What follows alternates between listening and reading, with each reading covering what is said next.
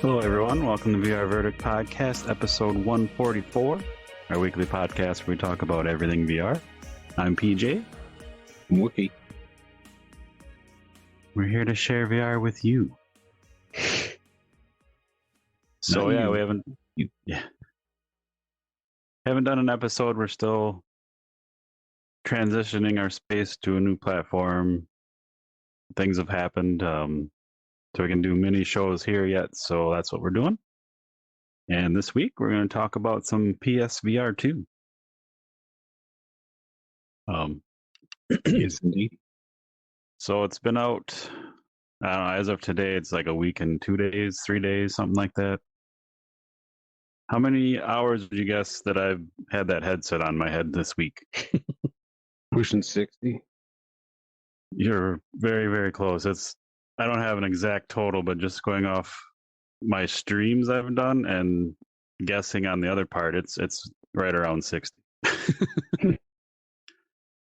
So, and I haven't even played all the games or all the demos. They've got some demos out there, which I think is really smart, which normally in the VR world isn't really a thing because you can just return games within a 2-hour window on most platforms, so they don't bother with demos. But consoles have always been different, so it's kind of nice to check things out. It's nice because sometimes there's like an arcade sort of vibe. Like you get in, like, oh sweet, I'm gonna play I'm gonna try this and try that, and then you don't have a credit card block, even though you can return it. Pain. Yeah. So demos are kind of fun. So I took that chance to play the Resident Evil game. Oh no. And I woke up in the woods. I won't share too many details, but it's quite an experience. Woke up in the woods, made my way through the creepy fucking forest to find the shack, and I opened the door, and before anything really happened, I'm like, I'm done. So nothing happened? It was just the suspense? Walking through the woods, like you hear shit and then rocks start falling, and I'm like I barely made it to that shed. Like this is nothing. Like I'm gonna go play runner and ride around on a motorbike and shoot things. So yeah, the headset's been out. I've really been impressed and enjoying it.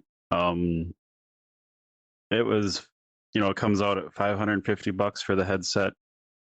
There's a couple accessories I kind of think are necessary, but if you already have the console, it's a great way to get into VR if you haven't. But the main reason, so I've said this, but I've never owned a PlayStation myself. I've always been an Xbox, Nintendo person. PlayStation said, hey, we're going to support VR, and this is their second rendition, so I'm like, looks good, I'm getting it. And the main reason I got it was Call of the Mountain.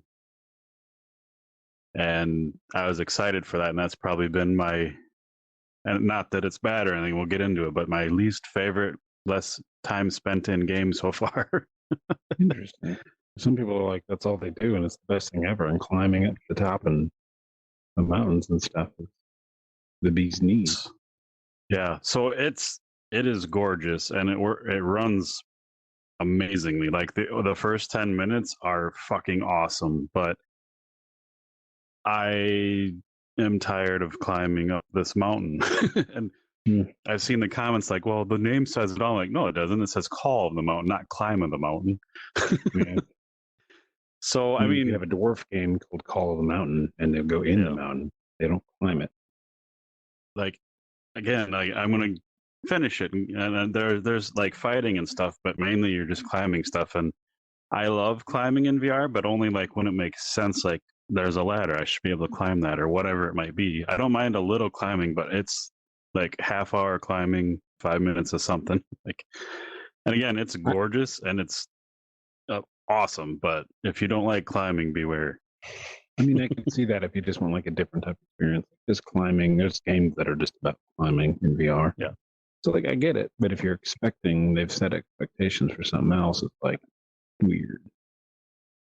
But if Because there if was an you've open world played, game, I would go yeah, climb the mountain, and even if you're not yeah, supposed to, but and that's kind of like they didn't really. I don't think like they tricked anyone or tried to, but I got that game based on the flat versions of that game, which is an open world and you can do things. And granted, it's a VR version, but like, why climbing? Like, they don't get me wrong, the ways they find to make you climb differently is pretty impressive. But it's just, at the end of the day, it's like, all right, especially if you're not a height person. Like, that's another thing in VR. Like, mm-hmm. in some of these clips, like, is it Shadow Brigade? Here I go with bad names. Light Brigade, sorry. Like, It's a half shadow instead of light. the exact opposite. It was there. It was there though. Yeah. And not all it's randomly generated, but if that's playing while I'm talking, because it is for me, some of the maps, like, there's no ground. Like, there's so many VR games with no ground. It's like, VR is still new. People are getting used to it. Some people have issues. Like, why is there so many things with no ground that, like, I've worked on phone poles installing cable in my past, and height doesn't really bother me, but I don't necessarily enjoy it either. Like, if you watch my videos of Call of the Mountain, like, every chance I get when I'm can look down when you normally shouldn't, and they say don't look down, I do, and it's fine. But like after a half hour, that, like, my hands are a little sweaty, and it's like exhausting. Yeah. So it's like that's not enjoyable. Then. But anyway, enough of that. Well, one last thing about it is like you said, an open world game. If there was like the Skyrim stuff that had the mountains like that, I would climb them just to see what's up there. Somebody's going to put something up there, right? Yeah, But if you kind of shrink the scope down to where like that is it, and you kind of know that that's it, and that's sort of like, why don't I just go play one of the mountain climbing games for mountain climbing? Like, because you're yeah, like, again, our expectations are what kill us. You're expected to be this, and it's not that. You can yeah, separate that. You can enjoy it for what it is, and you're doing that. It sounds like, but it's like, well, the blame there's on 50-50. Players are expecting sometimes too much. They need to curb and manage expectations. But then again, company that comes out with it's just like a full on Zelda game or what, yeah, I played the first one and it was like, oh, it was all right. But you're shooting bow and arrow at stuff constantly and all this stuff. You're kind of not expecting like an amusement park ride. Like, hey, let's take Alloy under the sea for 40 minutes. Like, yeah, okay, I mean, I'd be down with that, but like, that's not what the other, not that it has to be the same thing, but it's like, yeah, weird that you would just take a tiny slice and go way off the rails with it. Because the only mountain climbing I remember in the original was like you see those yellow markers and you can jump off and use a grappling hook.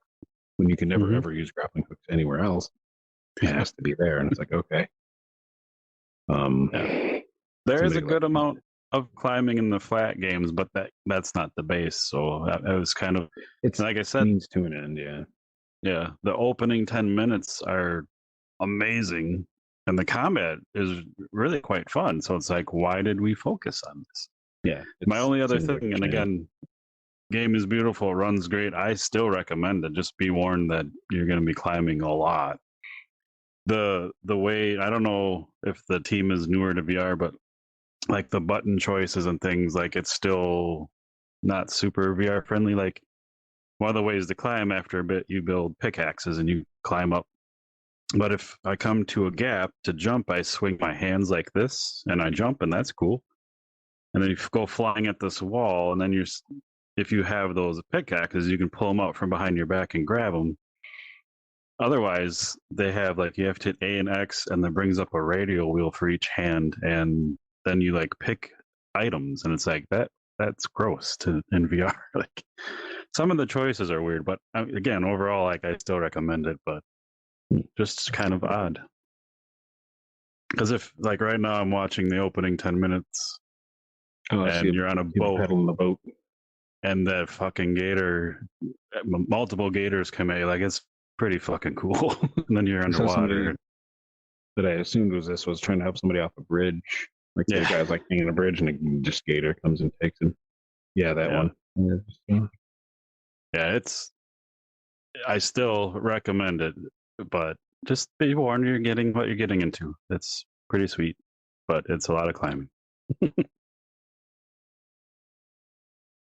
Like, and again, seems counterintuitive, but like putting a climbing mechanic in a game just to get some secret seems like a lot of work if it's not the main focal point of the game.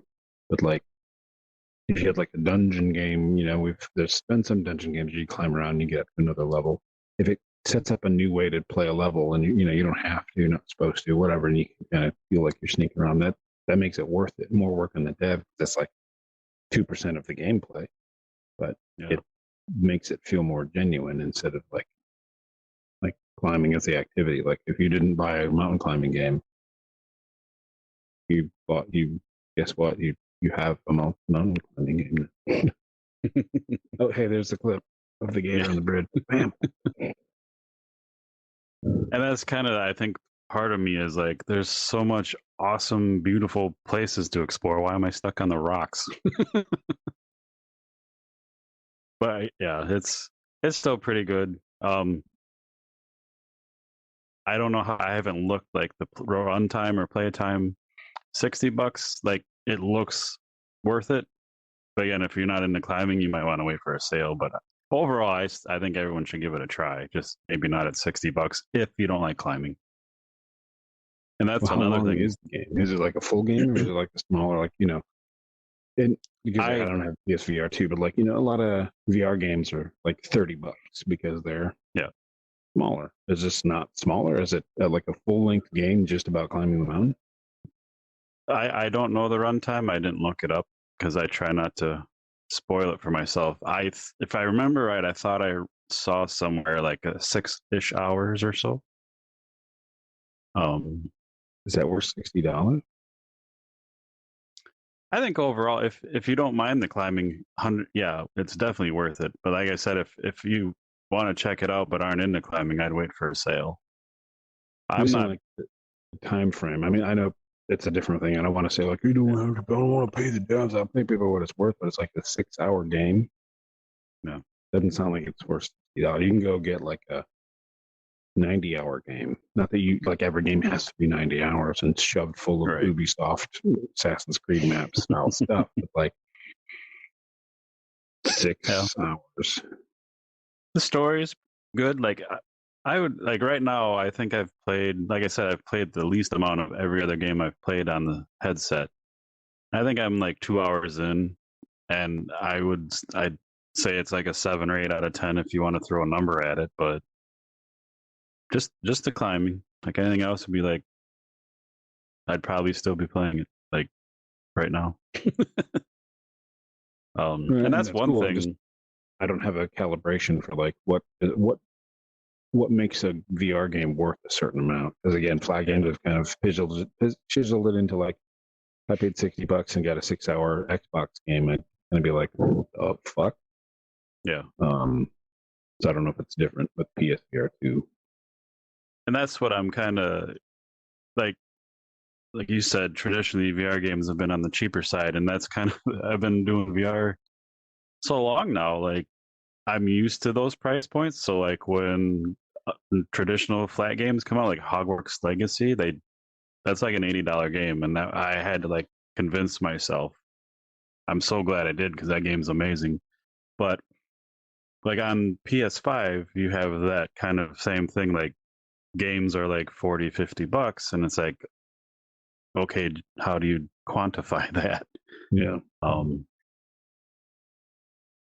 But again, it's if the experience is worth it, you can quantify that, and you shouldn't go by other people's metrics. Like if you're happy with it, you're happy with it. But like the graphics, I'm looking at the Star Wars one right now, like graphical fidelity. Yeah, it's beautiful, and hey, it plays well, and it's fine. But if it's 4 to 6 hours, then it's kind of like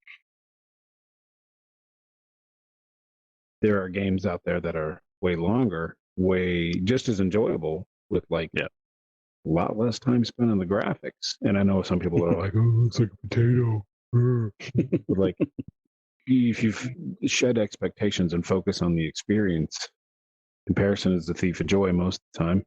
Like you can enjoy a hell of a lot without AAA graphics. Oh yeah.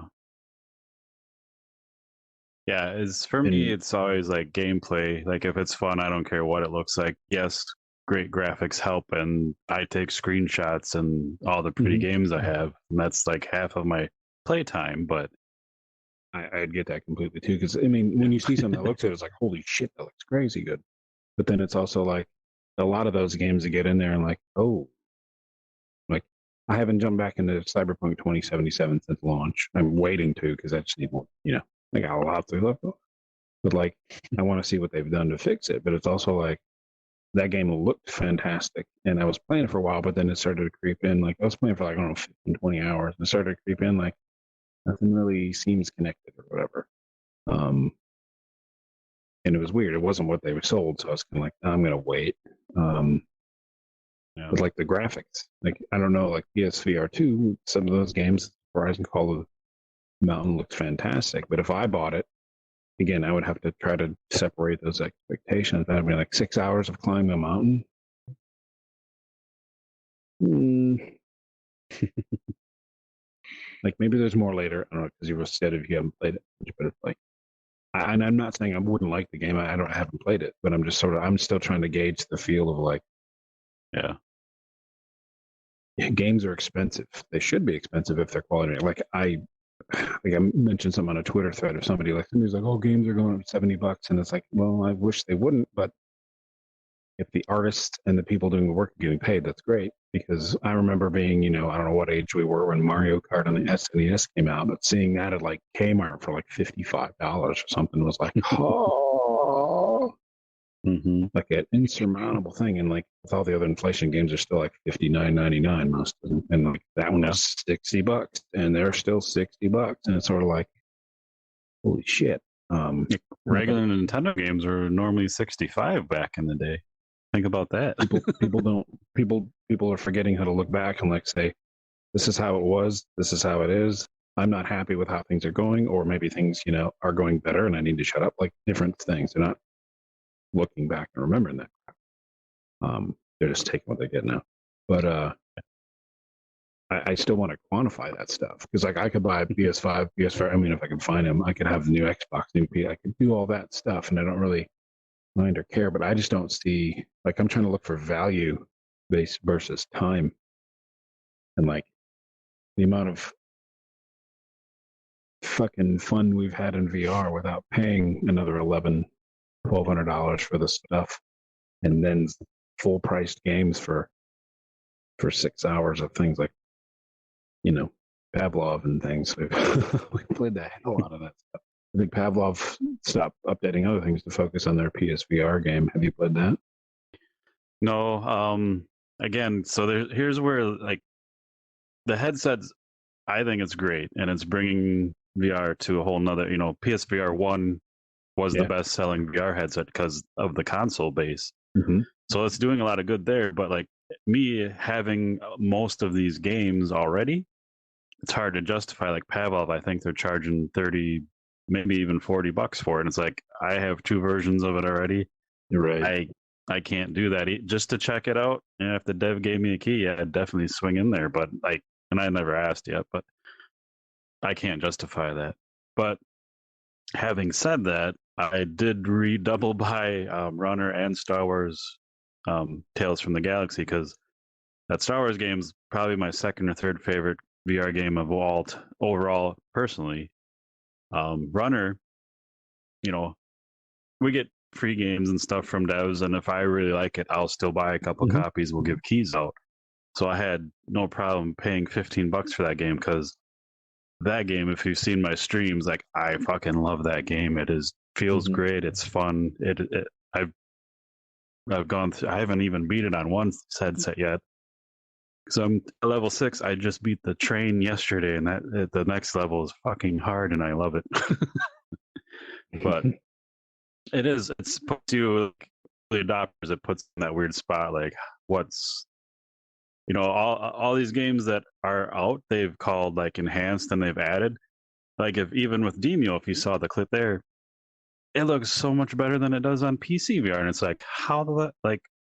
Okay, I get it. It's been out for a while, but you put all this work in there, and I know you're trying to help the PS2, the PSVR2 launch and, make it exciting and give a little value to those that might want to buy it again.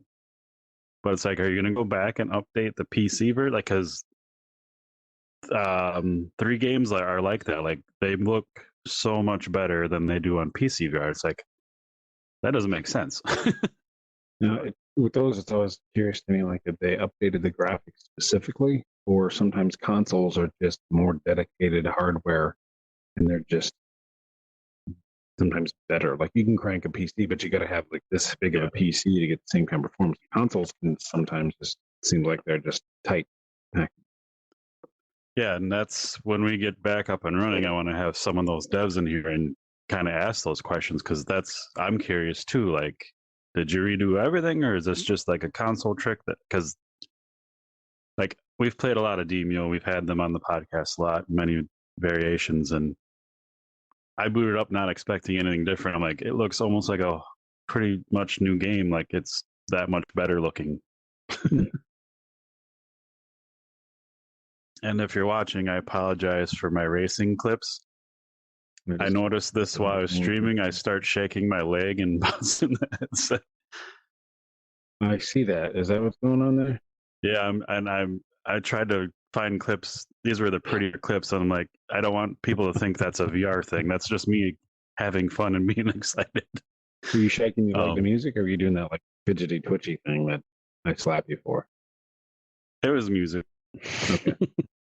If that's weird, folks. Like if you sit on the couch next to Peach, I don't know if you still do this. It's been a while, but some people do that thing where like they're like, I'm going to put my controller here as like my knee, and then they just do this, like they're bouncing their heel up and down on the ball of their foot, and we'll be sitting on a couch watching a movie, and then the whole couch starts shaking. I'm like, knock it off! Like do that on your own time. It's like you're sitting here, and I'm like, I feel like food moving around and stuff. It's like the perfect oscillation to like you got a pain in a back muscle, or you really got to get a fart out. It's like right there, and it's like your stomach starts going like, I don't know what's going on, but I'm gonna do stuff. And, your teeth start clanking together. Like, what the hell? Yeah, I normally do it when I'm like enjoying something, so that's a good sign. But not good to like, hey, look at this. Oh, that looks fucking jumpy as hell. That's just me. Especially in a first-person thing like VR. Like, yeah. I can see like there was a whole corner where before the corner it was fun. You get through the corner, you're like boom, boom, boom, boom. Need to run some stabilization on that. But I mean, how is the racing game, the Gran Turismo game? Because some people are like the best fucking thing ever, and then I've been seeing Techman Juice tweets, and he's just like, "Hey guys, like temper yourself. This is great, but it's like PCVR is like on top still." But some people are like, "It's the best thing on the fucking planet." So my whole thing with this headset, and it's mainly just because of the console thing, is ease of use. Like Gran Turismo 7 looks great, plays great.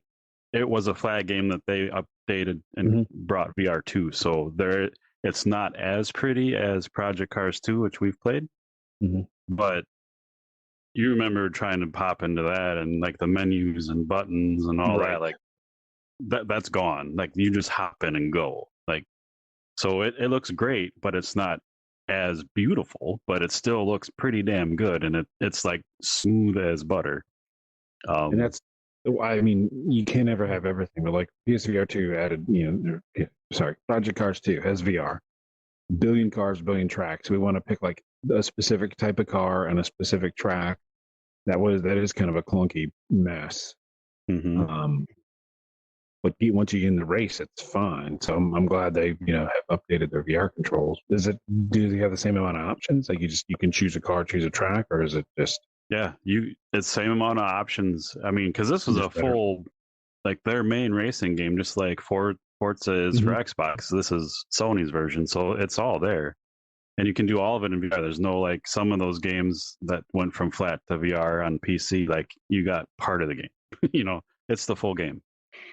The only thing that I hate about this game, just so everyone knows, the first time you fire it up, there's like this 30-minute video of like history that plays, and it's really neat, but it's like, I'm not here for that. And if you don't go into the options and shut that off, it's going to do that every time you load up the game. I found that out a very hard way. I was so Can you skip the video? nope. So you have to watch it like once, and then you go to the settings. You have to watch it every time until you turn the option off to this plays every time I open the game. You can't get there until after the video. Yes. So you watch the video, go turn those fucking settings off immediately, or turn that off in the settings, and you're fine. But still, 30 minutes. I hate that shit. I would rather have a button to be like credits. Yep. You know, like it's really neat and stuff, but it's like, again, especially in VR, like I'm expecting to hop in a car and go drive. I'm not looking for a 30-minute video with my headset on. Like, other than that, it's amazing. And going back to the ease of everything, so like I said, we've played Project Cars 2 on PC in VR, loved it, had a lot of fun. The menu system and all that is half the reason I never wanted to like get a wheel and accessories, because it's like there's already enough work there that I don't want to add to it. But thankfully, I don't remember, it was a Logitech G29 or something, was almost half off yesterday. It's probably still there if you're hearing this. Grabbed it. I'm pretty sure my wife will get me a shifter and a rig for it for my birthday coming up real soon. So I'm excited, because you have a wheel and you kind of butt dialed and bought it, which was awesome, and got to try it while I was visiting and stuff. And I know how great they are, and everyone's like, "Oh, it adds this whole layer of immersion." I'm like, yeah, it does. But my game room walls also continually close in on me because I have too much shit. That was the other reason, aside from adding more work to the game to get set up. But again, going back to the console, you plug it in, you're good. There's no fidgeting, all that stuff. But that's why I like that they make racing wheel stuff that are PS5 and PC. I think mine's Xbox and PC, but like build quality, people. I think mine's not Logitech. It's Thrustmaster. Fantastic wheel. Got crazy good. Like your tire goes off the road a little bit, and it's like pulling. It's fucking amazing. But the connections, people, I haven't damaged it all at all. I haven't really mistreated it. I am insane about like cable connector. Like, girlfriend borrows like a phone charger, or sometimes you'll borrow my like the Quest charging thing to do that. And I'm like looking over there, like if you're picking it up by the cord, like not that she does that's example, like I'm watching that stuff. Like I am, it's I've dropped like a phone on the charging port with the cable in there, and then the whole thing's useless. Cable and phone just snaps. But like my Thrustmaster wheel, the connector, which most of those things they're like, one of them is almost like an old phone plug or something that you can plug into like the pedals that for communication. The only connector that's not like one you can pull out. It's got the weird, ribbed, tapered, big rubber thing for protection. Broke on its own. But like that's the whole problem. I've like been buying collapsible cable replacements for like maybe that's loose. It's literally like right there. Like you twist it and it won't work.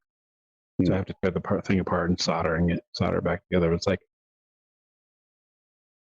these wheels are expensive and they're probably a pain in the ass to make. I get that, but like, do not cheap out on the cable connectors. Good God. But this huge armored plastic thing, I can be beating on this thing all day long, and the cable, like, I guess maybe been janking and jiving and turning, like wobbled it, and it was like, you know what? My soldering thing, I'm just gonna go. It's so fucking annoying. So I get like that's the biggest thing for me in like PC gaming. I like console games and PC games, and I like how you can buy games on like Steam. So like a game that you can't really play on the console anymore, you can probably still play it on Steam. It's kind of like my backup, but it's so complicated with all these accessories, and each one's go, well, if you don't want to figure it out, don't buy it. But it's like each one's a huge pain in the ass of its own right. It's like Windows Audio sucks. Trying to get the audio, everything sucks. The fucking wheel brake sucks. The tool. If you spend $500 on a steering wheel, you should plug it in and go. Like those fuckers that say like you don't want to learn how to use it, can go fuck off. Like I paid this amount of money for it. I don't have this much, value in my free time. I want to plug that cable in and go. Like shut the fuck up.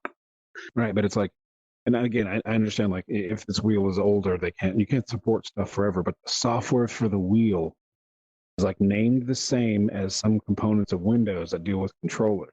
So trying to figure out which one's primary, trying to figure out and troubleshoot, it's the same fucking name. So how am I, if Windows is getting confused trying to pick one, how am I not confused? And the tool is like archaic, and it's like, oh my God. In the history of drivers for like not wheels and stuff, just the fucking application drivers, how do people not fucking have that smooth yet? Yeah. And I'm going to go off. This is not about gaming, but it's that stuff that gets in the way of like PCVR for me too. Because like we bought laptops on Black Friday, first laptop I've ever bought because like it's cheaper than the video card that's already in the laptop for PC. Trying to fit that in my micro case, it's getting hard because they're massive. Like plugging in a printer, and this just happened. Girlfriend, like she has all these printers for crafts and Etsy stores and stuff like that, and like $500 printers. But there's the one we use to print like shipping labels. Try to plug it in. She couldn't figure out the printer thing, which I always expect. Here's like 3 hours of my life if I'm going to mess with a fucking printer. I hate them. Plug that in to Windows. Windows says, okay, installed it, good. And then Windows didn't know this. Windows 11 locks those registry entries as drivers and stuff like that. So when you try to like finish up, it doesn't do it. Nothing tells you this. You had to go find it on Reddit after 2 hours and mess with it. The trick is you plug the fucking thing in. You remove it all from the system, plug it in, Windows does this thing. You remove it from the system while it's still plugged in because the plug-in action pings Windows to do it. Then you can run the fucking software because Windows like does it, blocks it. And it's like, fuck, it's just like the racing wheel. It's like, how dumb does this have to be? So if like the biggest draw for me, like the only reason I'm thinking about maybe even getting the PSVR2 is like what you just said, where it's like, the barriers might be gone. You plug it up and go. I'll just say, what? Throw some other stuff out and just get that. I hate that I have like console after console I don't use, but yeah. And it's also with like streaming, like Quest streaming is a fucking pile of shit. I don't care who says what. You have everything on and you say, hey, I'm going to stream to YouTube or Twitch, and you're done. Like it's just built in. Like even on PC, it takes me with a headset on or off, like 5 minutes to set that up. Like they even have it down so like when you bring up, hey, I'm going to stream to YouTube, brings up the window, type in the game name. It's remembered everything I've typed into it. So like typing in Light Brigade or Star Wars Tales from the fucking Galaxies on a controller is a pain in the ass. It's remembered all of them. So like I type the first 2 letters, hit a button, that word's there, and it takes 2 seconds. Like it's just nice. It's a mature operating system. Even Android's not mature yet. Like sounding archaic here again. I still miss the fucking silver BlackBerry from like 2010 because it's like it didn't fucking buzz notifications while you're on a fucking phone call with the fucking HOA, and you're like, and they're like, what the hell is that? And I'm like, like people don't think of that shit. So tiny tidbits like that. If somebody's really messed with the UX, the user experience, that's what the experience, like UI is the stuff. UX, user experience, is the most important thing that everyone overlooks. Is like, if I fucking hate getting in here, I'm going to play it a third of the time. Like I sit down, I'm like, I've got 30 minutes to play. Xbox, it didn't auto update. It didn't auto update itself. It didn't auto update the games. Warcraft, sat down last night. It didn't auto update. It didn't take long. So you're still able to get in. Like, each one's going to take 15 minutes of my 30 minutes. I'm like, well, shit. But if you can just literally plug on, like, how long does it take you from like, I just walked in the room to sit down and playing PSVR2? So there's a few things with that, but right out of the gate, not long. So I put my controllers on my wrist, and I want to come back to controllers. And we have controllers on my wrist. Push us. I want to keep cognizant of our time limit. So video watchers, if we may cut out because the time on the system isn't exact. So if we're in the middle of something and you want to hear what we say, we're going to keep going until we're done. Check out the audio version. We'll have links in both. Just FYI. So anyway, I put the controller straps on my wrist, let the controllers dangle. Actually, I'll use the start button on there to start the system up. I'll put my headset on, and then you're basically, and it takes like a minute. The only thing I added, because this headset comes with earplugs, and the PSVR one was the same. So those of you that have that, you know what you're expecting. And surprisingly, these earplugs work really well, sound really good. But if you're not an earplugs guy like me, and I fucking hate that system on this headset, because again, my average play time is 2.5 hours at a go. Those earbuds start falling out, and nothing breaks immersion like that. Like, that's worse than almost anything, unless it's like a visual like issue where like things are like in your face or something. Because you go to lean or something and your earbud falls out, you can't hear shit. You get sweaty after a while in VR too. So like, I have to mow my lawn later today, and if I have earbuds in to listen to music, which is probably damaging to your ear, I've had one slip out. I've had to crank the music and like look through my grass to try to find the earbud, look for the blinking light stuff. Nothing is worse than that, especially if your headset on. You're like, where did it go? Trying to catch crap. Oh. Yeah, and it's another cable on each side of your head. So I'm not a fan. It works really well, and I'm glad it comes that way, and you have options, because you can then kind of upgrade as you go. Thankfully, I have Arctis, a very weird name, headphones that I got specifically for the PS5. They fit right over the headset. They sound fucking amazing. So put the controllers on, start the system up, put the headset on, put my headphones on, and I'm in. That's it. It's literally that simple. And then the UI is a little bit better. Like, no offense to any PlayStation, I don't do any console wars. I am agnostic. I will figure anything out if it's fun enough. I don't care. But I've always hated the PlayStation controllers, except that touchpad that's like a mouse pad and stuff. Some of the PS4 controller stuff, the last one I have, is pretty good. And then the UI has always just been cheap to me. Yeah. So if they nailed it on PSVR2, how do they go from like kind of cheap feeling UI to like? And I think I've said it before. I think in old podcast episodes, the main thing I had a problem with was I was trying to use a PSVR. I'm mixing things. PS4 to like, I don't remember if it was like watch movies. I had to keep like changing video and audio settings every single time I used it. It was like, no, I'll take the crap Xbox. I mean, not too crap, but it's like, the app sucked on Xbox or whatever, Netflix was working. I don't know. Like, how did they nail the UI if they can't do their flat screen UI? So I don't know what PS4 looked like, so I can only talk from the PS5 side of things. So you put the headset on, boot it up, and it just brings up the normal home screen of the system. And then you say, there's like a main box or tile with like all the VR options you can quickly access, which is kind of nice. And then you just launch a game and you're in VR. So on the headset, there's the power button underneath, and when you turn on and off, it rumbles, so you know it turned on or off.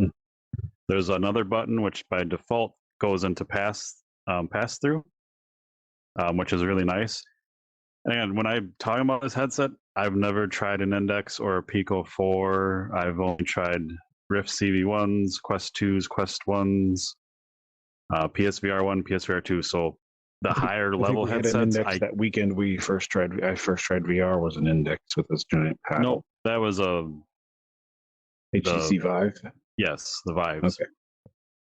So I can't compare it to another like high end headset. So, but anyway, that button you can change the function of that button. You can set it to like mute, which is nice. Thankfully, on my headset, I have 2 ways to mute physically, so I don't need to. But I love that they give you that option. Going back to the controllers is very strange. They're kind of big, so like Light Brigade, you put your hands together to pray for like people who have died, like other gamers. You see them kind of like their body. So you gotta be a little careful because they're bigger, and the straps come from like, so if you think of the controller as a circle, the straps come from the outside upper part of it down, and that's one thing I can't like on any other headset. I can just drop my controllers and I can pick them right back up. These, since they're like a whole circle, like I cannot get my hand back on the controller properly, like without like peeking under or turning the pass through on, because I can't explain it, but you just cannot find the like the handle. If you're letting them dangle, you can't use your opposite hand and pick it up and be like, "Oh, okay, I got it," and then try to finagle this one. But the handle is like in the middle of the circle, so you don't know if you have it backwards. And then the strap is like pulling it. It's not terrible. It's just I'm used to being able to do this and get right back to it. I'll probably at some point figure that out, but again, I'm not like a noob here, so. The other thing about the system is I love the option. A lot of the games you can use, the move controllers, whatever you want to call them, the VR controllers, and some of them you can use the actual controllers. And I bought the air quotes elite version of the PS5 controller because I have weird. Same price as an elite. I don't remember. It was $300 or $350. But elites were like $150. What the hell? When were they $150? The first one, the one I still have. Maybe I'm exaggerating. It was not that cheap, but I think the Elite 2s and these are a little higher up. Yeah, probably. But anyway, like Gran Turismo, it's very nice because I think the battery life on the VR controller is like 4 or 5 hours depending on the game, and that's pretty much dead on. So it's nice to have a game to sit down if you've been standing and playing a lot or worked all day. If your controllers die, it's nice to have a couple options. Hey, I can just grab these controllers, let those charge, because they charge super fast, but they're only 4 to 5 hours. So again, most people don't play that long, but I do. So, so again, if you've never worn a PSVR1 headset or 2, it's the Halo, so it sits around your head, not like straps. Very comfy. Has a nice tightening thing on the back. I just went to pass through. The main part where the lenses are, like you push a button and it pops out, so you can like look around like in the real world, check your phone, and then they like it slides back in on your face. I really like that design. The headset's pretty light, pretty cool. There's a lot of people say, "Oh, it has a cord. It's pointless." It's like, shut up. Right. Like, you just can't make a judgment like that. Yeah. So in my game room, my Rift cable is going across my ceiling on pulleys, and it's no different to me than wearing a Quest 2 or 1, whatever. So I just put some quick clamps on a couple parts of that. So if I'm going to be standing and playing PSVR2, I just quickly throw the cable in those clamps and I'm good to go. Like there's no... Like I said, it's, there's some games like Demio, Gran Turismo, couple other games like Runner, good sit down games. Nice to have the options.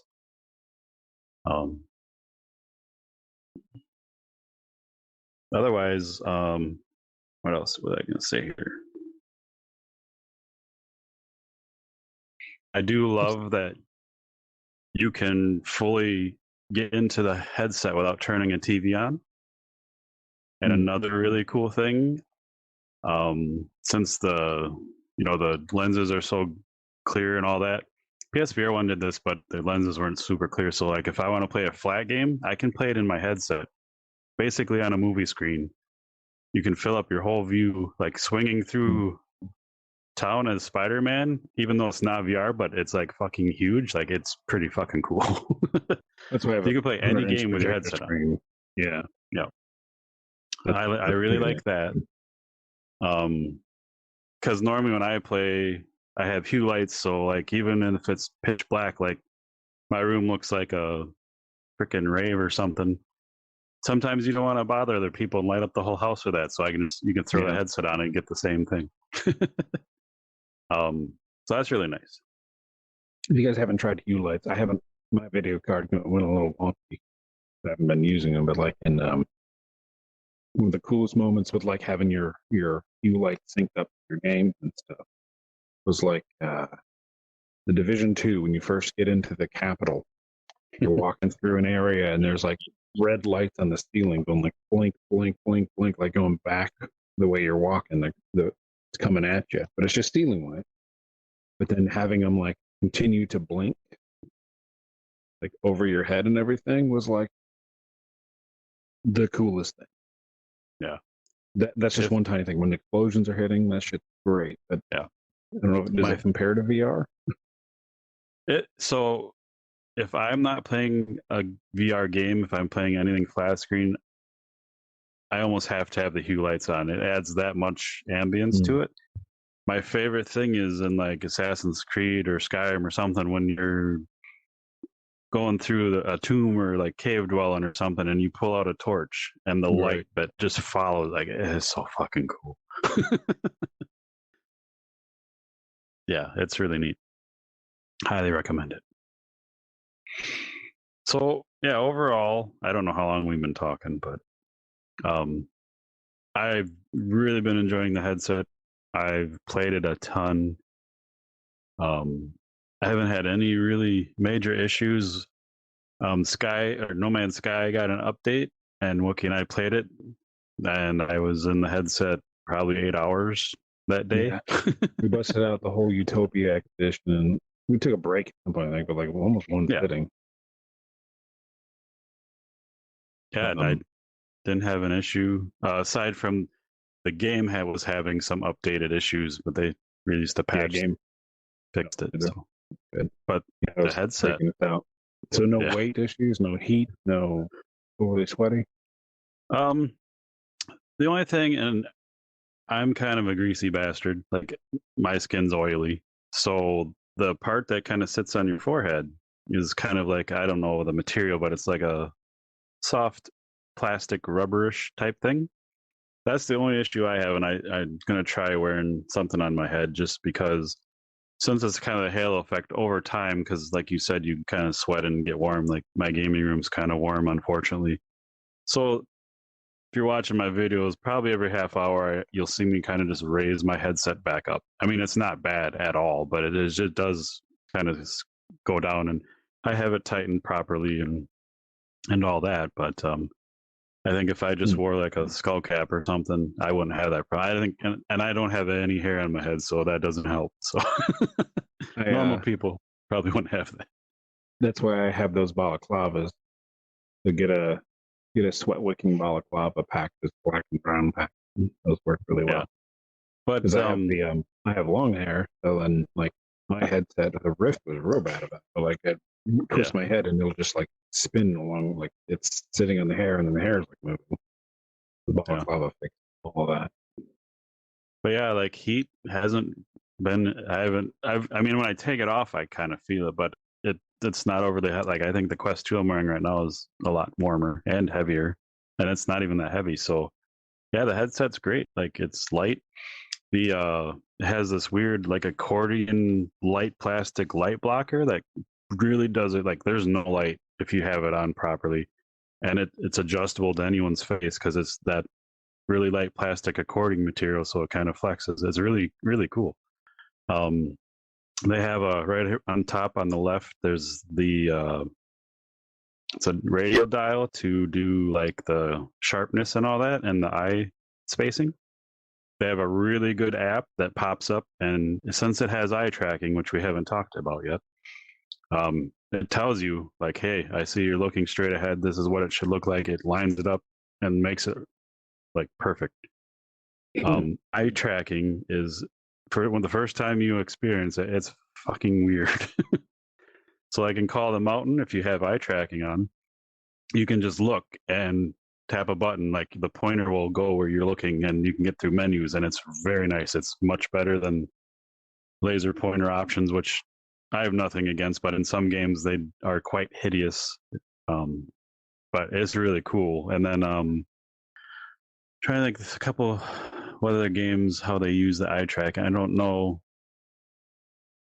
I haven't played anything yet that really takes control of that in a game as far as like a mechanic, but it's all has the foveated rendering, so it does track where you're looking and kind of, I've never noticed, but it focuses on what you're looking at, so it can save processing power all around. Like it's a really good. If they would ever get to that, like even in a flat game, like if they could watch where you're looking and apply blur and like hide and save things of like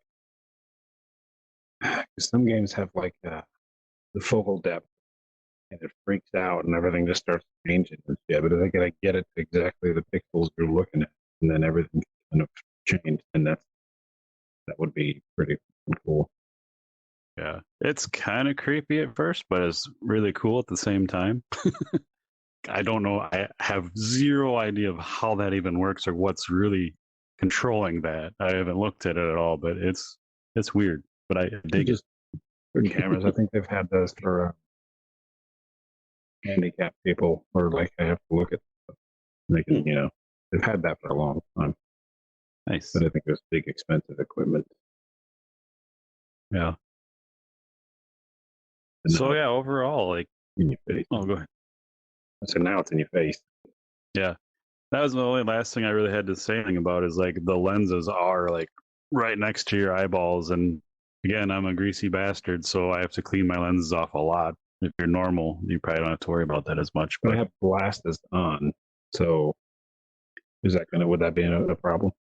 I think I remember someone asking about that. So that's I went in the pass through again. The way that whole thing slides, I think you'll find your sweet spot and set it up that way. But I thought I'll look into this and we'll do an update next time. But I'm pretty sure there's something for glasses that was considered. They're coughing. Sorry, try not to. You okay? Sorry, what was that last part? I said that whole thing that slides back and forth. I think that helps you find your spot with your glasses. Mm-hmm. But I do think there was something else mentioned as far. I hear that stuff and I don't wear glasses, so it kind of goes over my head. But I think there is some consideration for it. I'll have to look into it. Like the Rift was terrible for glass. So much so that again, I had to get a 3D printed insert that had. I think I even sent that. It had a recommendation of like a online store to get this shape and style of glasses with your prescription, and you could fit them in there, and then because like my eyelashes will get my glasses greasy on the inside and stuff. He was like, no, because I hate cleaning lenses inside these stuff. I'm like, yes, I hate that, and I think my eyelashes are longer than normal. I think, and I think that's some of my problem. Yeah. Yeah, the only other thing I would say with then we can talk about games if we want. So the controllers, it comes with USB-C cables. Everything's USB-C, which is nice. But for charging, like at the very base, there's a little port to plug in. It's very inconvenient putting two of those somewhere. So they have a nice stand. It's like $50, but you put magnetic taps in those slots and you just set them on the stand. I got that as soon as I could because one day with charging those controllers was kind of getting to me. It's like, this sucks because there's cables everywhere. Like, yeah. Other than that, really enjoying the headset. I'm blown away. Again, I haven't tried any of the other major expensive headsets, but I dig it. I'm really into it. 60 hours later, you can kind of tell.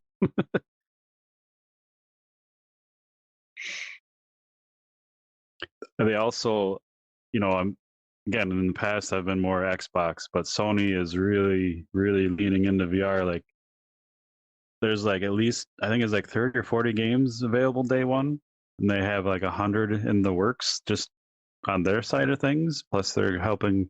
And again, I'm not speaking for anyone. We haven't talked to any devs in a while because we're transitioning, but it seems like they're pretty supportive of devs. I could be wrong, but there's some smaller indie games on here, so it's good to see that. So I'm hopeful. Sorry, what were you going to say? No, I just get worried. I think a lot of people are flagging on Sony right now for, doing crossplay and all sorts of stuff. So, speaking of that, like all these games that support crossplay, have crossplay on the PlayStation, like Demio, like all those games have it built in, so it's nice. I don't know what the big argument was. There's stuff mad about. Well, before like VR, like crossplay, like Xbox was trying to get that. Everyone just had crossplay for everything, and Sony was the last one holding out, not wanting to participate. But then mainly indie games started finding ways around that with like accounts and things like that. So then they're like, okay, they're just doing it anyways. So I think they kind of got on board finally. Yeah. But it's neat. Like Demio is great. You buy Demio, you get the VR version, you get the flat version. Crossplay with every other version, both flat and VR versions, all at the same time. Like that's a big player base. That's awesome. Keeps it alive. So it's good to see that. Shit needs to be recharged, and you got friends playing crap. At least you can do the flat version. And another cool thing, the game Runner. You follow us on Twitter. Like I've talked a lot about it, but they just updated this last week. They added a mode on PlayStation where someone can grab a controller and on the TV they can drive the bike for you and you can do all the shooting. That's fucking awesome. Yeah, that's fun. The asynchronous stuff, like we need more of that. Like PSVR1, I have no one to play this stuff with, but they had so many fun party games to do. Like I kind of feel like I missed out, but yeah, I love that stuff when they can add it. So yeah, like back in the day, one of my favorite things was Crimson Sky, and the game bugged out. And I remember what happens. Me, you, and our friend Brace, and he was piloting the ship, and then I respawned, and I became like you could switch views, so you could be your own tail gunner. Like that. Yeah. And I got bugged into his ship, into his tail gunner, and I couldn't switch seats, so I was just killing everything. I think I remember voice chat broke down. So we didn't realize until way later, but I was sitting there. Not supposed to be doing that, but it was really like that made the game better. And like every match after that was like, kind of ruined it. It needs the bug. I love the multi-person vehicle. Yeah. So other than games, if anyone listening, watching has any questions or wants me to try or check anything out, let me know and I'll get back to you. I'm definitely down to answer questions and try things. So overall, like I bought my first PlayStation ever when they announced PSVR2 because they did really good job. Like some of the PSVR1 games are great.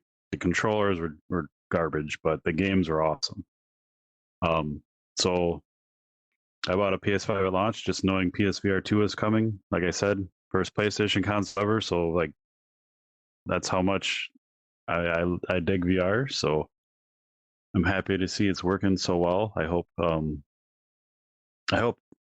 the quality and everything just keeps building and just doesn't kind of go stagnant, because I guess it all depends on player bases and things. But so far, I'm hopeful that it looks good, runs good. Like if anyone were to ask me out of the headsets I've tried and that are available, I would say even if you had to buy a system and a headset, like seems like a really good route. Like I said, they're bringing a lot of smaller games over, so there should be a lot of games to be played. Well, I mean, it makes sense that it's going to be popular. Like you can spend the same, like if you got a gaming PC already, you could spend the PS5 and the PSVR2 money on a big headset. But then, like, good God, the problems I have with Steam VR trying to get through stuff, and it's just like it is not a good experience. And once you're in, you're having a blast. That stuff doesn't matter. Yeah. But like getting there, like it's the choice between I'm just gonna go actually do some chores instead of play games. Yeah. So like getting the fact that like you've got one of the big consoles and everything that comes with that and VR for the price of a headset. Like for one of the big ones, like the big screen VR headset, looks a little out there, extra, but like I was like, holy crap, that sounds fantastic, and that's like probably $1,600 by the time you get the dock and the controller. That are optional if you already own them, which is nice. If you don't, you got to. or you can get a whole freaking PlayStation, go play God of War. And that was, I bought it on launch day, and I'm like, well, the plan was to get PSVR1 cheap because it had been out, and I did and played all the cool games, and like, sweet, now I can play the backlog I've never touched. So God of War, Spider-Man, like all that shit is like sweet. But yeah, I would highly recommend if you're looking and thinking about it, I recommend it. I think it looks great, it runs great. All the options we've talked about and all the little considerations, just the little things like the UX and stuff has been great so far.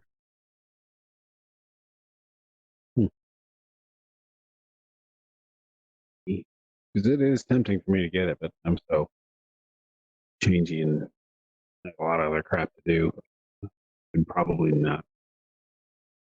Yeah, right. But then I said I'm so changed. I've got Xbox One X. I still have the old original day one Xbox. I got to do something with. It's kind of dying. I got the old PS4. Got 2 switches. Yeah. I don't use any of them except for like GTA. We put up the Xbox. But lately, I just haven't. Just been playing PC stuff, if anything. Yeah.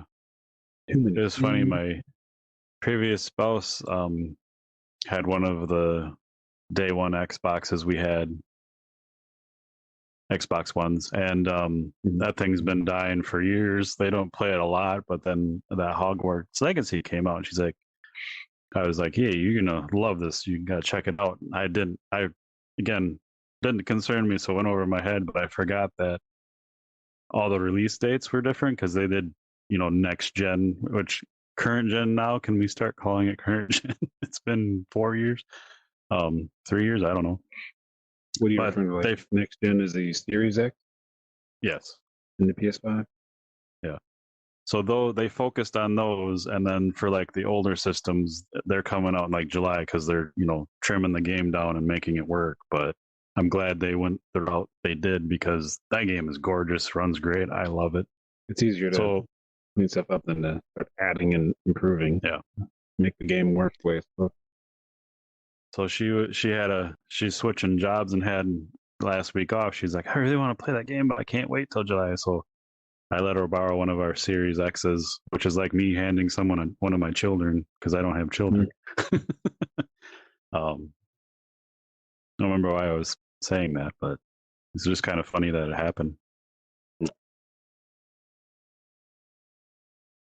Anyway, otherwise, Gran Turismo 7 I've been enjoying. It was very weird to sign up for a PlayStation Plus account to have another monthly account, but I did that to play No Man's Sky with Wookie because I've put 200 to 400 hours on the Xbox version, the PC version. I'm already up to like 20 something on this version, and I still enjoy it. I just wish it had cross saves so you wouldn't be wasting. Yeah. Oh my god. And that's my same thing with. I was talking to Resolution Games about Demio. I'm like, you guys really need to get cloud saves going because I have this on 3 different headsets and there's different reasons to play them on those headsets, but it'd be nice to carry my progress around with me. But that goes for any game really, because come on, Tommy, make it happen. Especially standalone, like just as a safety thing. Like I don't want my save to disappear because my headset blew up. That was the nice thing that's being added way back with the cloud saves. I'm sure it's a pain in the ass sometimes, but yeah. Yeah, I'm just having a lot of fun. Gran Turismo Light Brigade's been pretty sweet. That's a game where like kind of saw a video or two of. I tried only half pay attention. You pop in there and I love it. You have no idea what's going on or like what to expect. Because it's kind of creepy at first, but once you kind of figure it out, then it's not really creepy at all. It just has a really nice atmosphere, but really fun game. Just came out on launch of PSVR2. Cactus Cowboy is free on all systems, but it looks and plays great on PSVR2. That's so right then and there, you buy everything, you have a game to play without spending any more money. Star Wars has been sweet. No Man's Sky is amazing. I'm blown away. Really like that in VR. This PlayStation version or just VR in general? In VR in general, but it's like when it first came out in VR, it blew me away. But like, I don't have like a super top end graphics card, so it's always been like totally like I still would rather play in VR. When I go play flat screen, like it just feels foreign to me, and I'm not into it as much. But again, PSVR2, like it looks great. Like and I think they said there's something about an update coming because like the videos, like my streams, look better than the game does in the headset by a little bit. So it's kind of weird. But again, like all these people are pushing to have all this ready for this, the release date. So I'm sure there are a lot of tweaks to be made. Call the Mountain, fucking gorgeous. Looks really cool. I love everything. Just not want to be climbing a wall all day long, but I'll still make through it. There is something about that is intriguing to me. Like, I do like the climbing and being able to like feel like you're in the world. Like the games that do have climbing, there's something cool about it. Yeah. It's just, do you ever fall off? No. Well, so like I said, when you come to a gap and you're made to jump across, I don't think I've missed it because it kind of goes into slow motion. When you walk up to a ledge, if I remember it, I tried. I don't think you can physically go over the ledge. But after a bit, like you get so high up, like I said, I make myself look down. Even heights don't really bother me, but I do it anyway, just because you can, and I'm not going to die. Heights do bother me, so I'm interested in those games. Like you're the height thing.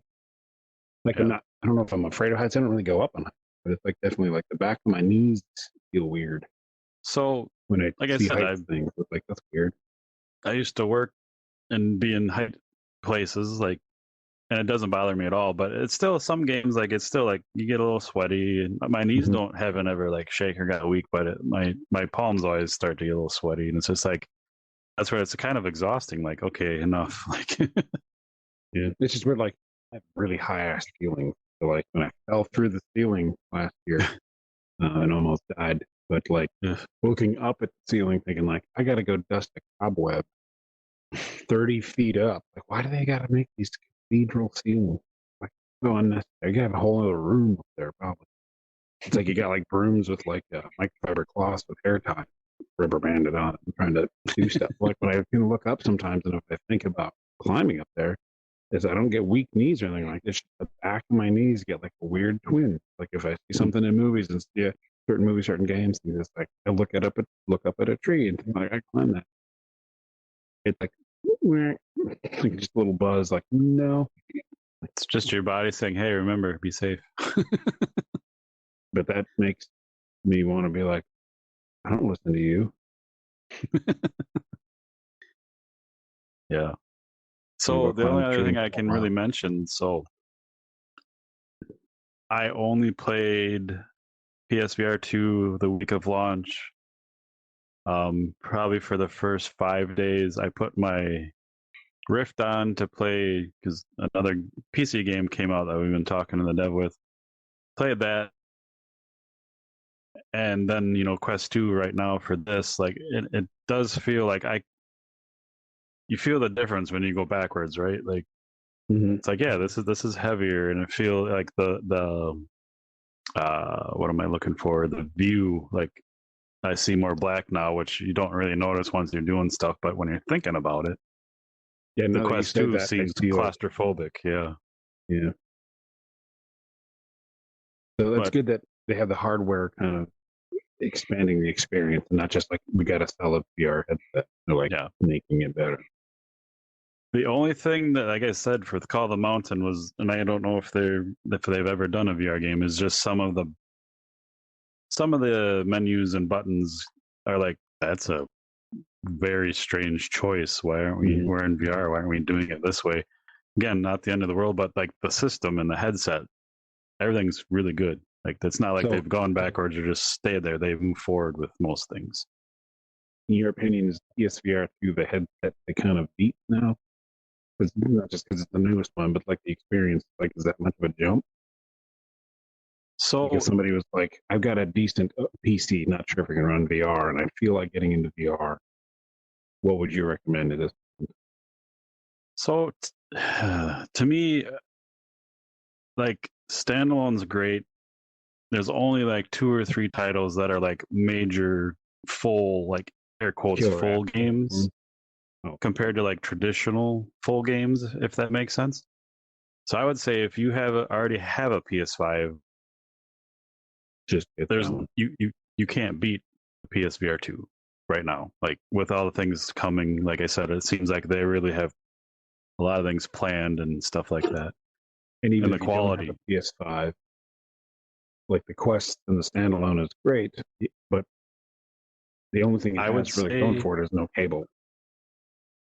I would say, so if you don't have anything right now and you're like, do I go the computer Pico 4 or index route or standalone or PS2 VR with not having anything? I personally, as a gamer, I'd still say probably the PS5 and PSVR2 route would be the route I would take, just because you get all the other stuff, like you said, like Mm-hmm. outside of VR. Um, and I haven't tried an Index or Pico 4, but like the Quest Pro, just they knocked it $500 off it, so it's 1,000 now. But still, like the catalog, like there's a ton of games, like great games, but like there's no huge games like Asgard's Wrath. I'm gonna swing and miss here. Oculus's fucking space game that's amazing. They have 2 of them. God damn it! But those are like major, huge games that are. Like, if you haven't played them, they're fucking amazing. But so that's my take on it. Because even when you have like a standalone like Quest 2 or whatever you have, and you connect it to PC, like the fidelity, like from what I've seen and heard, and considering the pains and hurdles that you were mentioning, I think the PSVR is just the easy, simple, safer route, and it Yeah, has the like quality built in. because you can still do Quest 2 or Quest Pro. The Quest 2 is probably like $400 now. Like They that. brought, so it was 400, then it went to 5. Now they brought it just this week. They brought it back down to 430 for the larger model, which is kind of necessary. Yeah. So you could, if you got a gaming PC, you could get away with having a standalone by getting a Quest 2 or a Quest Pro, or let's just say Quest 2, like $400-500 range. You could get that, have a a storefront that has a bunch of standalone games. You can plug it in or wirelessly stream it through VR Desktop, which is a great app, and play those PC games on your headset. There's challenges with each one of these hops and links. If you already have a gaming PC, Quest 2 is pretty attractive. I used to have a Quest 1, and been playing like Zero Caliber on PC. And except for the Steam VR, like hijacking the menu button in certain cases, like there's some weird thing there, it works fine.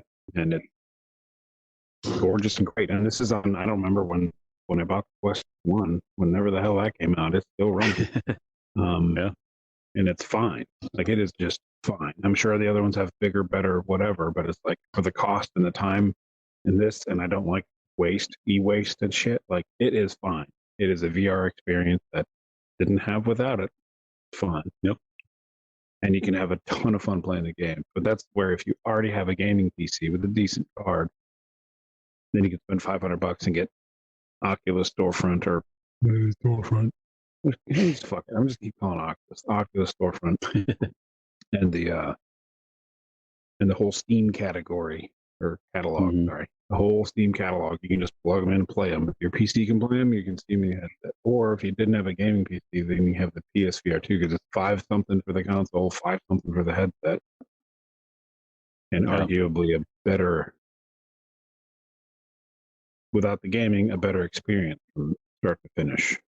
Yeah, possibly the best experience, just from sitting down playing and not getting fucking angry with your PC.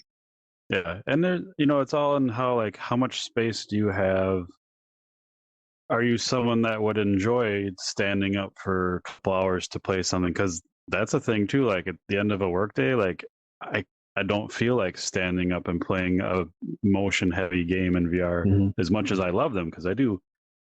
But I would love like there's people out there that'll say VR isn't hard unless it's room scale this and that. I'm like fuck off. We don't care. Yeah, we don't. I want to I could just put the headset on and use a controller like like some games do it, and that's fucking amazing. Like, so it all depends. Like, how much room do you have? Do you have room you can dedicate? Like for me, nothing wired bothers me. It's no different than standalone because it's all in the ceiling and all that. But there's nothing like going out in your yard and doing some shit too. Like that's a whole different experience.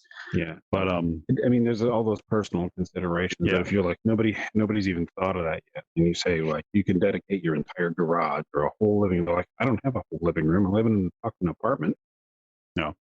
It just without that extra stuff, because like not everyone's gonna have a room. I think that's room scale VR is not the accessible end of VR. Because even though I had a bigger office with a Rift, like the cable on my Rift that I sent to you was starting to curly Q. Like I'm always worried about it, so.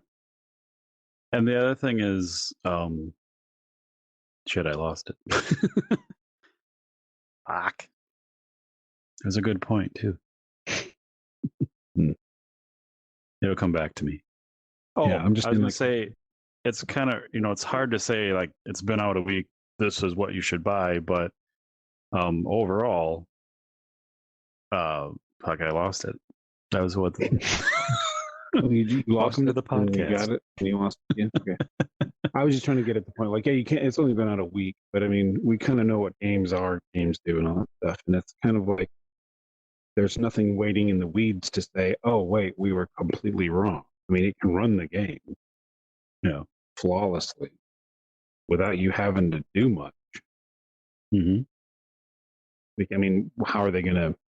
There's nothing that would say, "Oh, wait, I hate nothing that could make you say, I hate PSVR2 now," when you've loved it for a week. I think the chances are something being like, "Oh, this is a showstopper." So the reason, like the Rift CV1 is still and I say this without thinking of this headset, up until last week has always been my favorite because the audio is so good. Yes, you have the screen door and it's not like super clear anymore, but once you're in there, you really don't fucking notice unless you want to notice it. The PSVR2 with a pair of headphones is the fucking best audio experience in VR since or even after the Rift CV1 for me, because it was so good. But with those, if you have the right headphones, which you got to spend a little money on, but if that's what you're into, and that's so subjective too, because like the sensors, and I had a horrible experience with the Rift. I'll just be honest, because like it was planned out poorly. Like, oh, you should use USB 3, but only 2 of those. You can't overload your computer, so you got to have one. Like, you have a third sensor to round out your package. You got to have a USB 2 bus, and like I had to add. Like I had my motherboard had a USB 2 bus, but it wasn't hooked to anything because it's a micro, and like didn't need it. But like I had to add all this shit, and the sensors never really quite worked for me. If I get to a certain part of my office, like I spin to this direction, it would just drop my controllers. Like I have 3 things. How can you not see them over here? But again, I was, maybe I just didn't have enough coverage. It was just when we got in there and played, there was a magic moment. But like the setup, the things that need the things that need the sensors are horrible to me. I say that knowing the big screen one needs the Steam sensors or something like that. So it's like, I get that when you set it up, if you spend the time and have the tech know-how and you get through the hurdle and you see our OneNote page of us like dealing with all the issues, getting that shit going, why somebody might be like, nah, I'm going to go outside and be a human for an afternoon instead of try to figure that out. I get it. Like, I get it. So the most attractive thing to me right now, again, I'm still using the Quest 1. Got some snags here and there, and I go like, oh, here and there. But it's just because the Steam VR getting in the way and this stuff. The headset itself is fine, except for Facebook. The only problem I have with this headset is like sometimes if you're like doing something and you got the cameras on the front to see the controllers, so you don't need all those sensors. Like you go over here and once in a while it gets in the way, but whatever.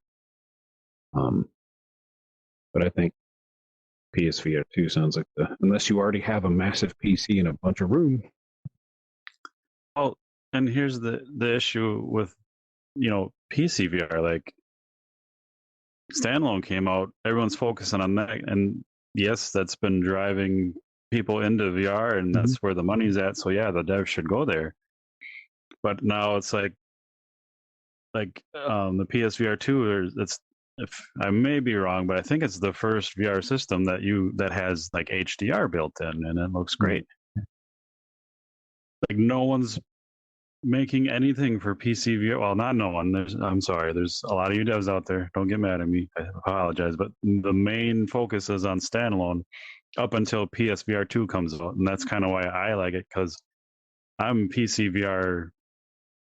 That's my thing. I love standalone too, but I would rather see bigger, more colorful, beautiful games and have those experiences. Standalone's great, but it can't reach those quite yet. There are some, yes, don't get me wrong. But it's like, so then the console comes out and does all this high-end stuff. Like, why aren't we back to PC VR then? Like, why aren't we doing all that? Because my very favorite glory days of VR was when Quest 1 came out, and even when Quest 2 was still out, they were still doing PC VR stuff. And on the Meta/Oculus storefront, you got both. So it's great to have it in my game room, play it on PC, and have the best experience. But I'd also like, if I'm at a cabin, on vacation, take my headset, my save moves over, I play the same fucking game. That was awesome. When there was cross-buy and cross-play for everything, like that's where I want us to be with VR. Is kind of degraded. So PC should always be pushing. It always has been pushing, let's say, like the forefront of games, because consoles were catching up because PCs were PCs. But like lately now, with not lately now, like the rise of phones, it seems like people aren't interested in tinkering with shit, and people are interested in like getting what they get and then playing and using that, not making it better. So PC, that's where the PC enthusiast would do that. So is PC VR going that route as well, you think? It's already gone that route. Like it, and I would love, again, when we get back up and running at full speed, I'd love to have some of those conversations, because now like a game will come out for standalone first, and I mean it's fine, and then they'll get a Steam version afterwards. And Runner is a good example. It came out on Quest first, now it's on PSVR, and it's coming to Steam soon.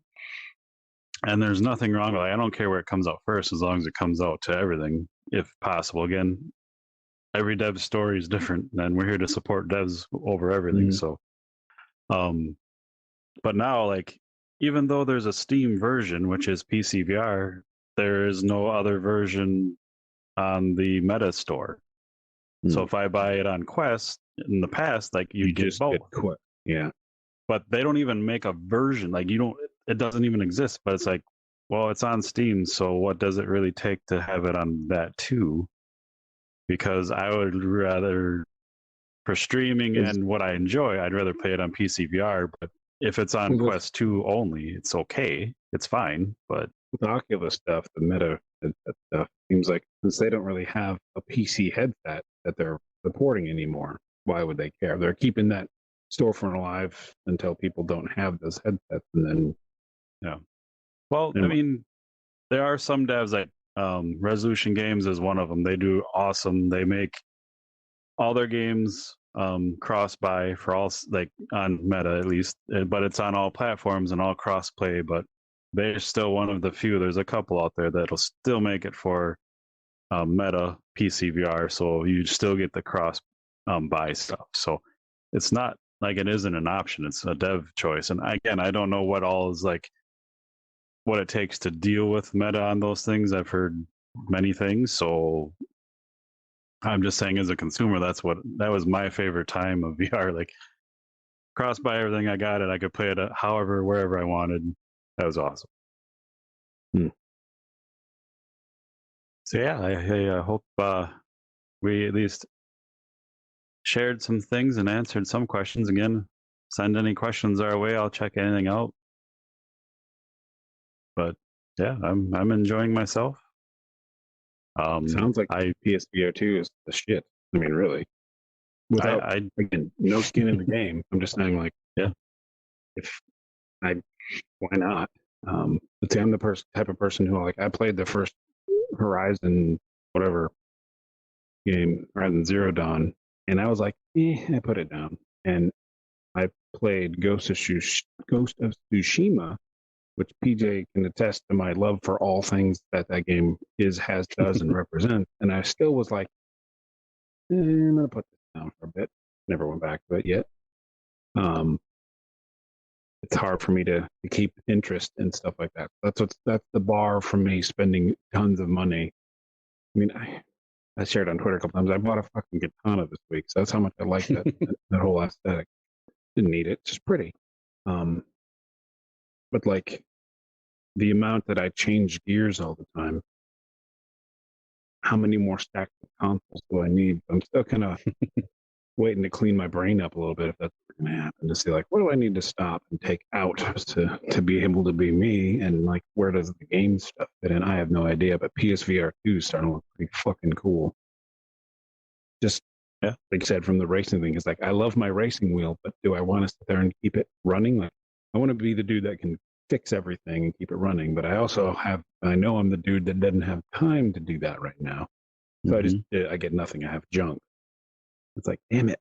So do I throw the old wheel out or sell it on eBay and buy all into PSVR? Because I really miss the racing games. One of the most things. The VR racing is like fucking phenomenal. Is that multiplayer?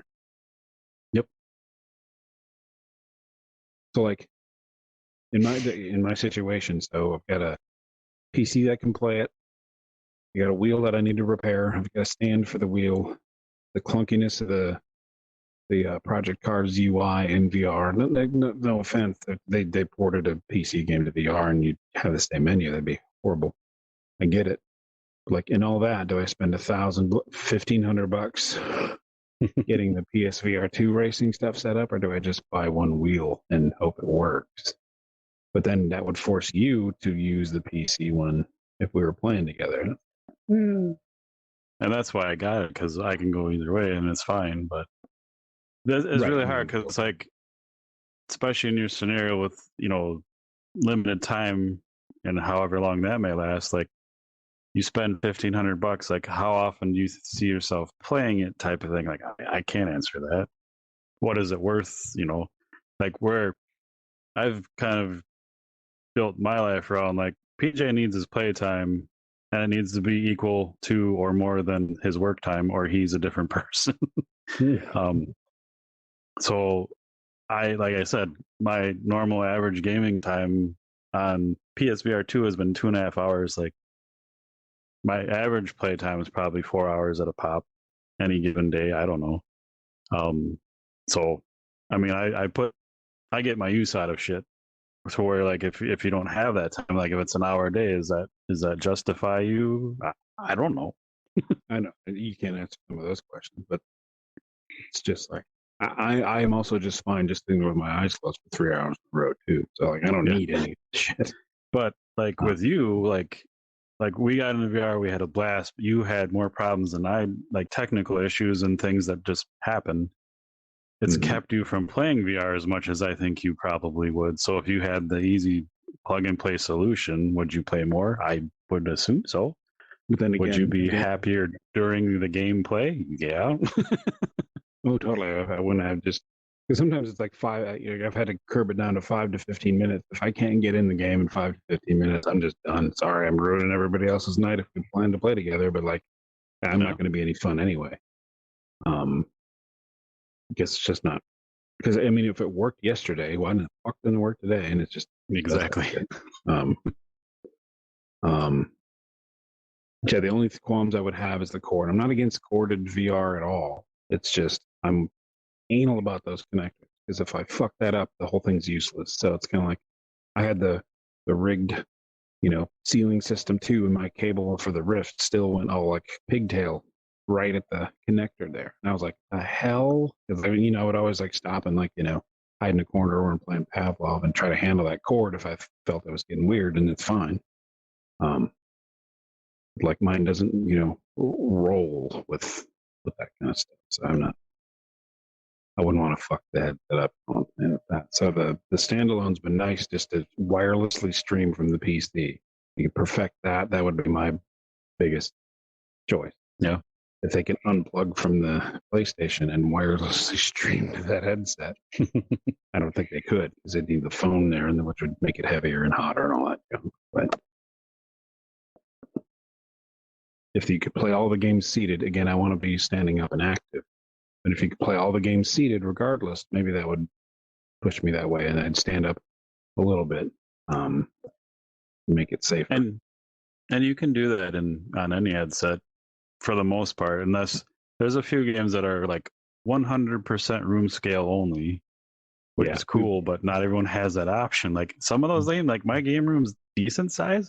Some of those require a bigger room yet. It's like, okay, you're really alienating a lot of people. Dead and Buried pissed me the fuck off with that shit. Because like I get it, but you need to fucking like, I know they can say like, make sure you have room scale. No, you need to like give me the dimensions of the fucking bar that you're going to be in. They started doing that like, you need a room of this size to enjoy this game. And I appreciate that, but that's huge. Like nobody has that. Yeah. And that's fine. You can, if it's for like a more like an event space, you need to put that shit on there because it's not just like,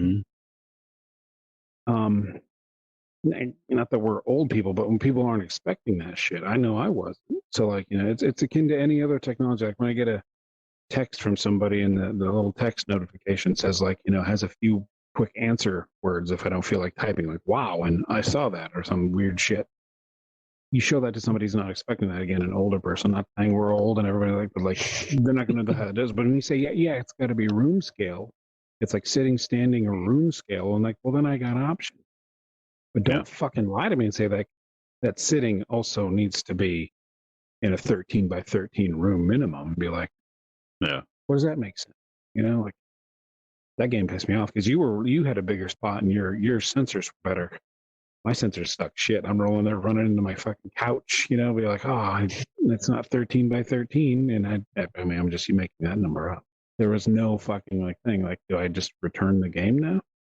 Because that's what I don't like about not having demos is like returning a game is the ultimate failure on the part of the experience. Like there should be no reason to return a game except, it has to happen. It sucks. So I don't want to buy a game and, like I tout that and say, hey, just buy this, try it out for an hour, and then within 2 weeks throw it away if you don't want it. Like there's so many barriers to enjoyment. And I know I try not to be entitled to shit, but it's also like it's nothing new to make things a little bit more seamless. Yeah. Make it easier for the players and the devs to use your shit. But,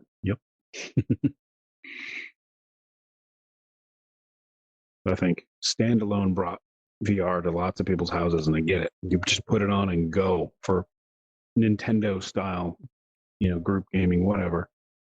But I think PSVR2 is probably the only one that's going to keep it going. Because like I said, if they're not making all that stuff, and the PC VR is still very much PC enthusiast, and like, we know PCs and all that stuff, but I'm not going to sit there and fucking tinker with shit like that to get it working. I can't. I don't feel like it. But the good thing PlayStation is picking up VR because it's like Facebook or Meta or whatever sort of like ran it up the pole and then it seems to stagnate. And before it falls down, we need people to take the torch and run. Yeah. I don't see anybody. Again, I'm in the VR community somewhat, but I don't have my thumb on the vein or anything like that. But like when I pull back and, I know what I know and I see what I see, and it's kind of like there's a huge lull. Like there's all these games come out, it's like it's right there, but there's something we're in, I don't know, some like plateau at the moment where it seems like the devs, the hardware stuff is all not the devs, the hardware developers, and they seem to be resting on their laurels, which is like you're not growing, you're dying. People are going to get bored real quick. Yeah, I mean, there's an argument there too, and like some of the original VR games are still the best, and like not that like all these other games aren't great, but it's like they take them to this point and stop. And again, like every dev's different. There's solo devs. There's like four small teams. Like I get that. That's fine. But like just VR as a whole, and like the companies driving it, like Meta, like they put out all these big games and then nothing. It's like I just need at least one or two big games, and then the rest really feel like it's all different. Like I'm in the mood for a simple small game. Like I enjoy a game that's 5 hours or 2 hours, and I play it once or twice Mhm. and move on. But I also need the big stuff too. Like that's just me as a gamer. Like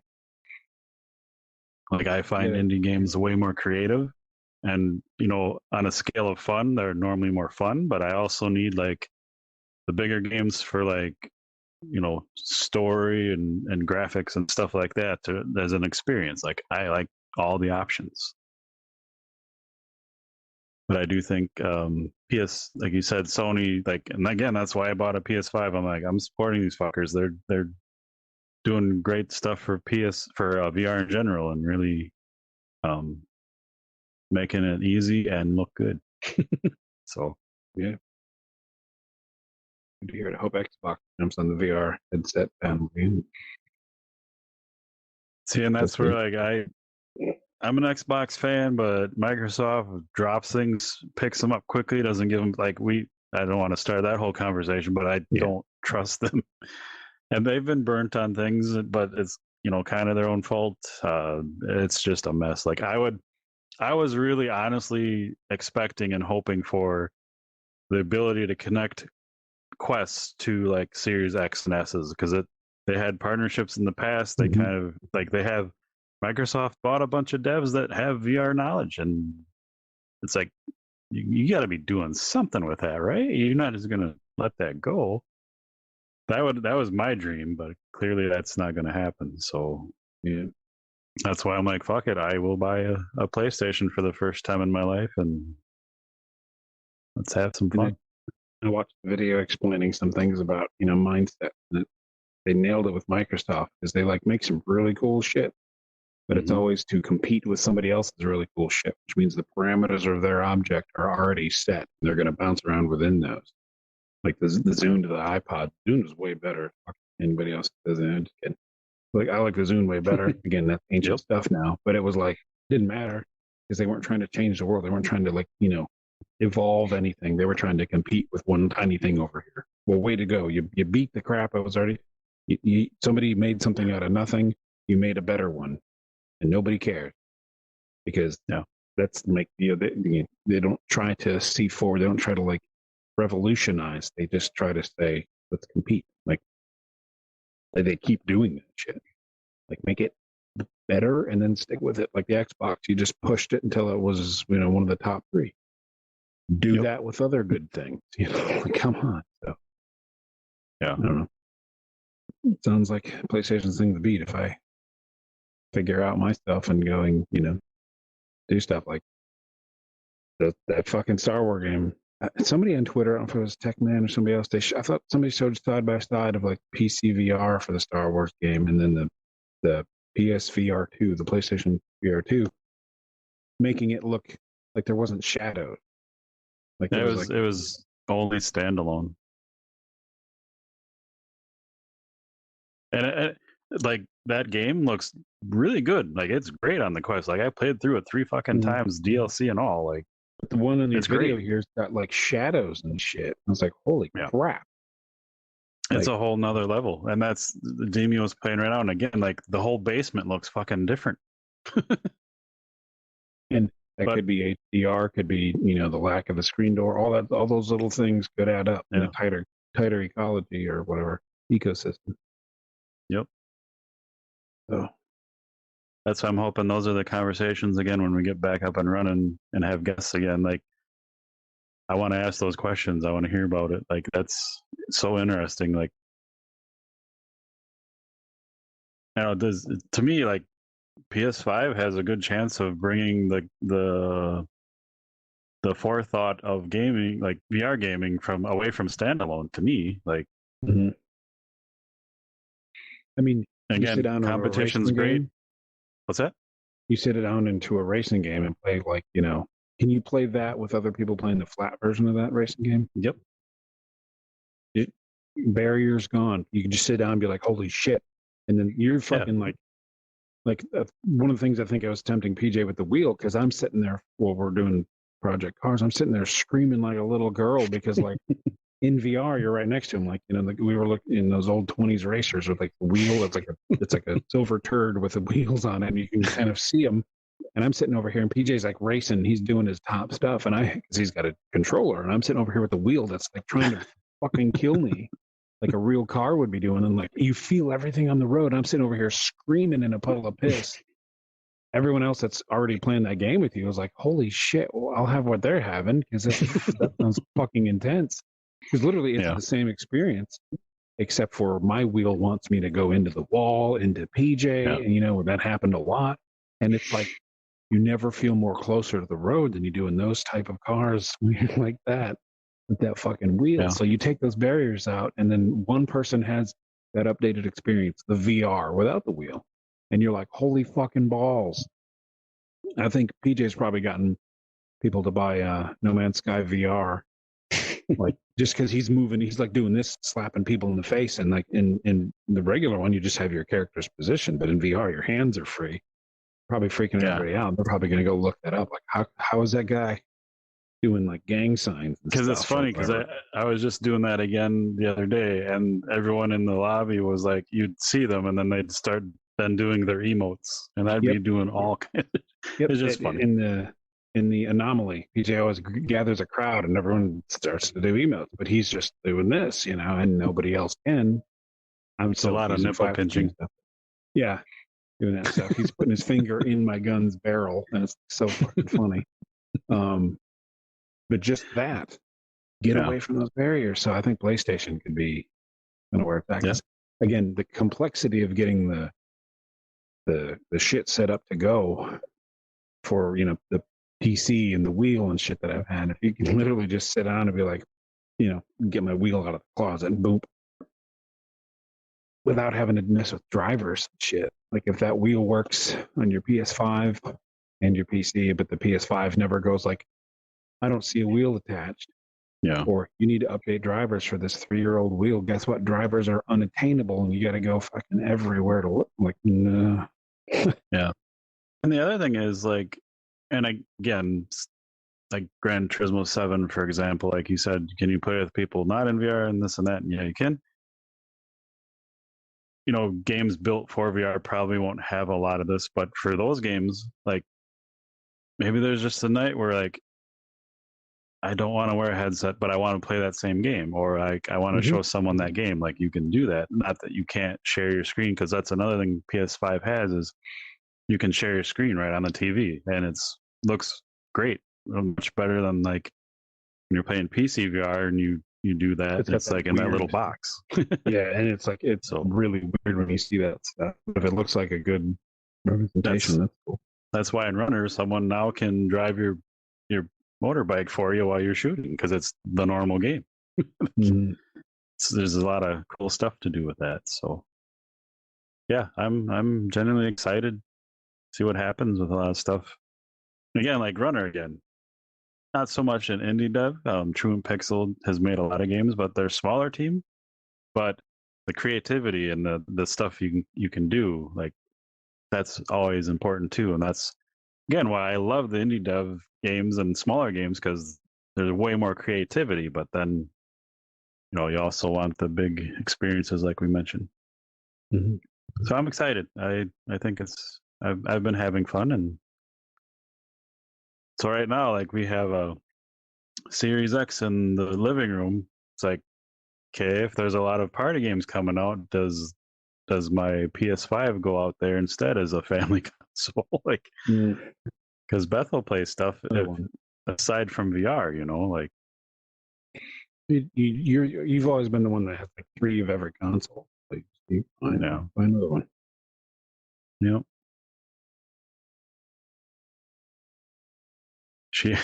Beth asked me yesterday. She's like, "You heard of this game?" Fuck, I'm gonna do it again. Yeah. Octopath Traveler 2 just came out. She's like, "Have you heard of this game?" I'm like, "You saw me play the first one." Like, 'cause I was checking out. There's a free demo, and then it was free on Game Pass, so I played it. And she's like, "Oh," I'm like, "Why? You want to play it?" She's like, "Oh, if it had multiplayer, I'd play it, but it doesn't." So she's like, because she loves to play games, and it's a very specific, well, different styles of games, but it has to be, simple and non 3D for the most part, because she just can't handle it. So it's hard to find games to play. So I was like really excited. I'm like, that game would be sweet. So like again, back to here, if there's more asynchronous games she can play on the TV while I have the headset on, that'd be fucking sweet. Yeah. Or party games in general. Like the Quest has a lot of those. PC has some of them, and they're all amazing. Is a lot of fun. Resolution gonna update the squirrel game or whatever, the tree? I've been asking them, and so those who haven't played it, the one person VR is a tree, and then everyone's Acron squirrels, and they play on their phone. And the VR person has to get the squirrels off, and the phone people are running up. So you could have like that on the. But I asked Tommy that one. I don't remember which episode, but on the podcast, I'm like, were there ever plans? Are there plans where I could play as a squirrel with my headset on? Because if a Wookiee and our nephew Logger that plays a lot of stuff with us, like if we want to play multiplayer, then play Acron for like an hour and take turns. I don't want to like take my headset off because we're all in different states. So like, I just want to keep my headset on and keep playing. Like, and he's like, "Yeah, we tested that, and there's we might bring it out, but it hasn't happened." So I bug them about that stuff every once in a while. Like, remember when you said this? Where's that at? Like, I mean, devs do listen, because if everybody remembers, PJ was the one that came up with the idea of painting your little figure, and now it's in the is it still in beta? But they're putting that in the game. No, that's in the game. Yeah. Well, so there's a painting room. You can go in there and paint them, but you don't use them in game yet. I don't know if that's coming or not, but still, I mean, when I remember that episode, Tommy was like, "That's a really good idea." I was like, "Oh." They do listen, as long as you are real nice and don't scream at people and say, "You need to put in a gun twirl." But speaking on that real quick, PvP is coming out soon, and it's going to be good. I can say that with assurance because of reasons, but yeah. Well, I don't know how long we've been going. I don't know if we're still streaming. If this has even been recorded, actually. I'm recording it. So this will be the audio version at least. Extended cut. If that gets recorded. Oh, I see what you're saying. Well, let's go find out. Well, if you can hear this, thanks for listening. We'll be back soon. Keep trying to do mini episodes in between. And see what happens. Times are tough. Thanks for your patience. I know. Attention spans are small. We'll get through it. All right. Thanks for hanging out, listening. Catch you next time. Bye.